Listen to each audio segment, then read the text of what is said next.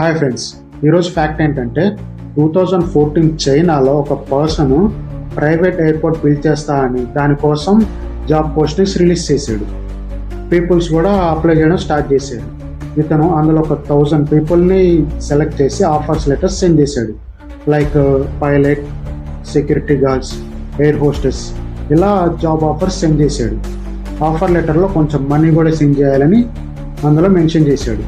People కూడా నమ్మేసి certificates, డాక్యుమెంట్స్తో పాటుగా మనీ కూడా సెండ్ చేశారు. ఫైనల్లీ తెలిసింది ఏంటంటే అదొక స్కామ్. అతను ఎయిర్పోర్ట్ కాదు కదా, ఒక పిల్లర్ కూడా కట్టలేదు. అండ్ లాస్ట్కి పోలీసులకు దొరికిపోయాడు. ఇంకా పోలీసులకి అతను చెప్పింది ఏంటంటే గవర్నమెంట్ కూడా ఎన్నో ఫేక్ ప్రాజెక్ట్స్ చేస్తుంది, అందులో నేను ఒకరిని అని చెప్పాడు. ఆ పోలీస్ రియాక్షన్ ఏంటో కామెంట్ చేయండి. అండ్ ఫ్యాక్ట్ నచ్చితే వీఫ్యాక్ట్స్ని సబ్స్క్రైబ్ చేయండి.